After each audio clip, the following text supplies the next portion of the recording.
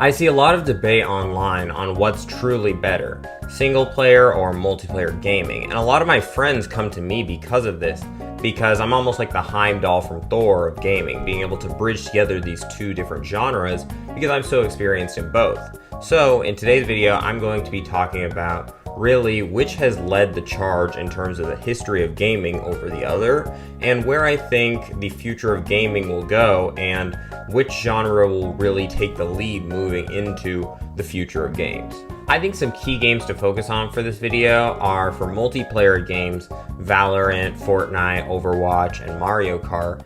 And then for single player games, games like Super Mario Odyssey, Legend of Zelda Breath of the Wild, Red Dead Redemption 2, and Hollow Knight. I will essentially be highlighting the strengths, weaknesses, and then the unique experiences that both of these types of games really present to a player, and why that will give one a lead over the other, not just at a certain given time, but really in the long term moving forward. Starting back at the beginning, it's very clear to see that gaming was originally a solo experience.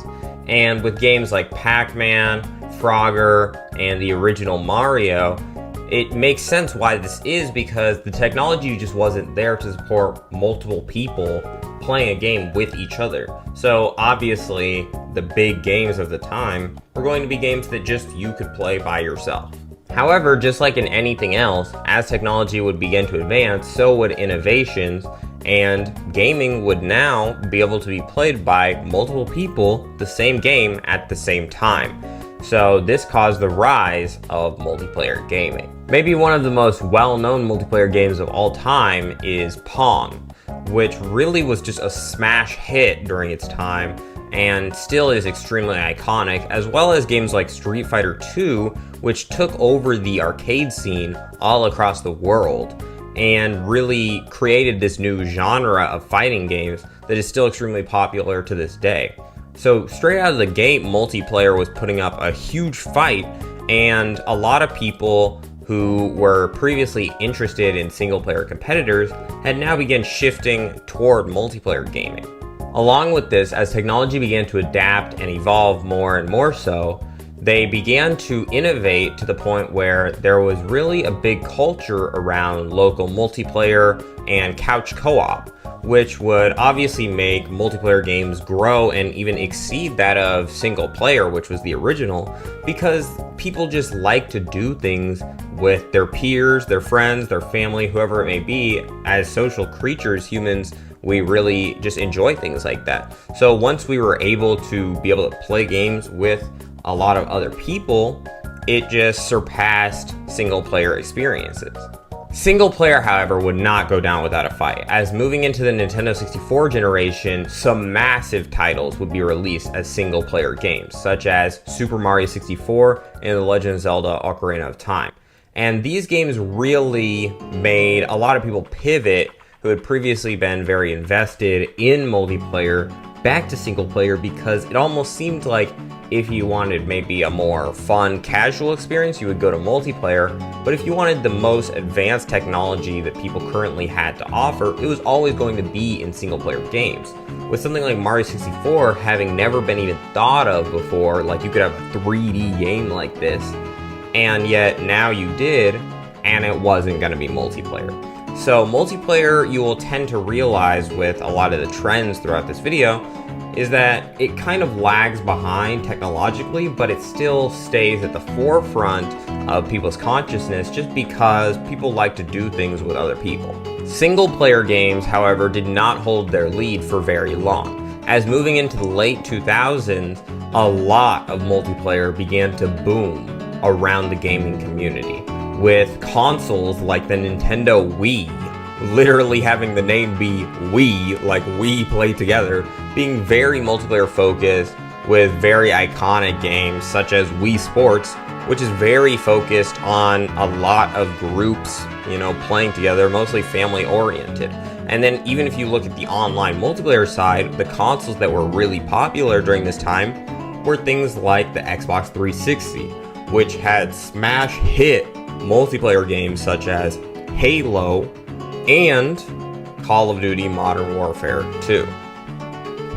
These games were really emblematic and very much a staple of the beginning of the online multiplayer game, as well as the FPS style of game, which would have a massive rise throughout the next decade, and these games kind of ushered in that genre. With multiplayer taking the lead at the end of the 2000s, a lot of people were curious what would happen in the next decade. Would they go on to dominate forever and ever, or would single player really swoop in? And there were massive changes to come within the next decade. As the 2010s rolled around, with the advent of things like streaming services and the iPhone, technology was also growing and changing for gaming, of course. This specifically came in the form of an absolute mastery of games releasing very often, especially in the late 2010s, being games like online games, for example, Overwatch, Fortnite, and later in the very beginning of 2020, Valorant. And then for local single-player games, you would have games like Super Mario Odyssey, Legend of Zelda Breath of the Wild, Red Dead Redemption 2, and these games really were all very critically acclaimed and played more than any game from previous generations. You even had more goofy kind of party-style games like Fall Guys and Among Us have a huge rise in the very end of the 2010s decade. With the multiplayer games of this time, what really made them thrive was the competitive nature and how people really wanted to rank up, and rank systems became huge, being in pretty much every style of game, even fighting games, shooting games. Everybody just wants to grow their rank and really become as good as they can in these competitive style games, or get victories, which is another thing that kind of became really prominent after Fortnite, but even would adapt to sillier games like Fall Guys. Easy. Let's go! You said it couldn't be done! There's the king! Put my crown on! And this kind of contrasted from the original thing that would bring people into play single player games, which was more so the story and the world building. And so now you kind of had these two divided groups, which each liked their games for different reasons, and maybe they would cross over here and there, but they were pretty separate. If you look at the sales of some of these games, they're actually quite comparable between the two genres, but it is a bit hard to truly measure because things like multiplayer games often have a bit of a twist, which is that many of them are free-to-play games with in-app purchases within them to actually be the way that they get monetized. Whereas a lot of these single-player big story and world-building games cost just $60 up front and then you're done. So it's a bit harder to track the amount of copies sold.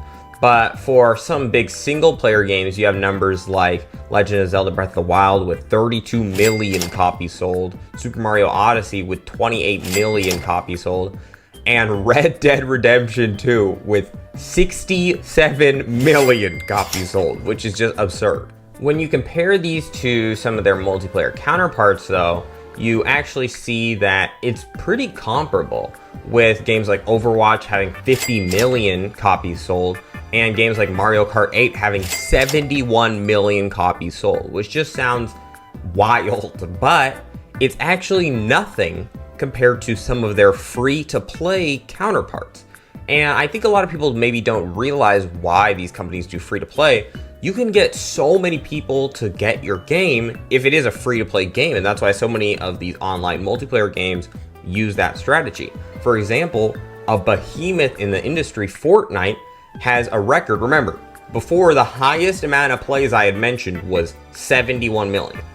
Fortnite has 281 million accounts made for Fortnite. There are 281 accounts registered on Fortnite. You can't see the copies sold because they don't sell. It's a free game, but that's just psychotic.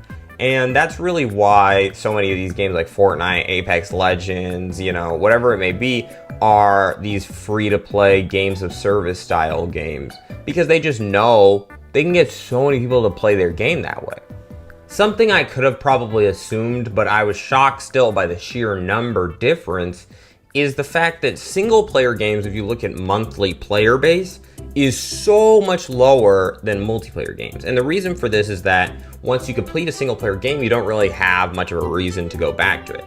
If you check on a game like God of War Ragnarok, which just released like last year, it only has about 16,000 active players right now.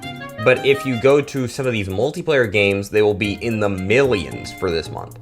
So it's just really interesting when you think about things like that, because that really keeps multiplayer games alive a lot longer because they're so evergreen. They never really die truly because they'll always have a community around them. While researching, I found that Fortnite has 31 million and that Valorant has about 18 million monthly players.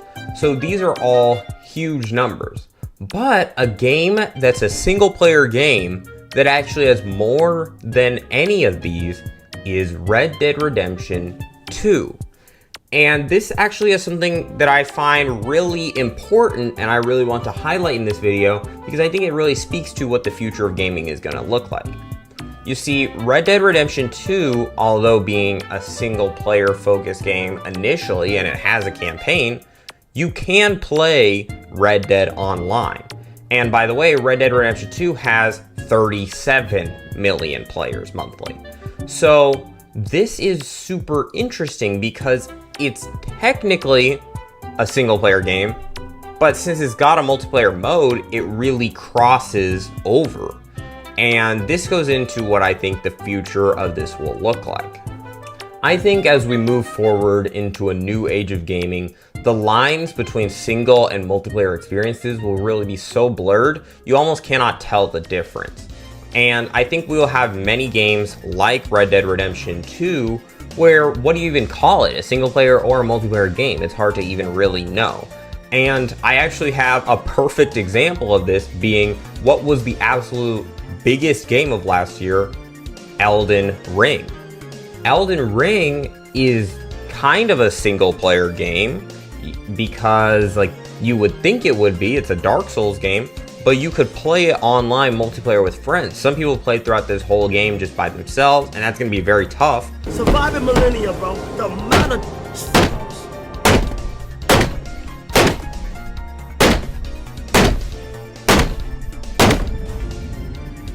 But some people brought a whole army to fight every single boss, and this fact that you can have these different kinds of experiences really enriches the game because anybody can enjoy it however they want to, which really that customizability is what's going to make you grow in a changing landscape.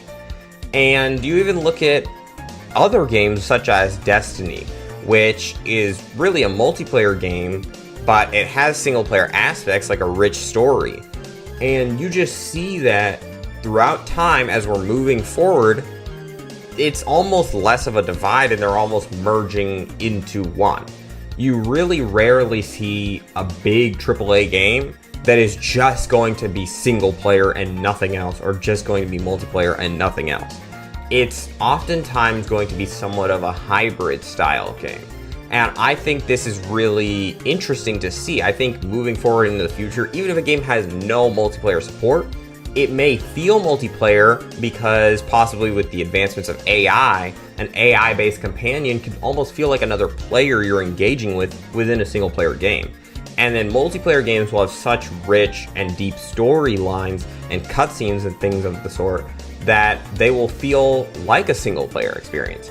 So I think moving into the future, which will be ahead of the other, I think they will actually become one, and they will really not be able to define a single player game from a multiplayer game. I think they will really be one genre. Tell me what you guys think. Do you guys have a preference on single player versus multiplayer games, or do you guys like them equally? Also, I hope you guys liked the video. Please be sure to subscribe, and see ya.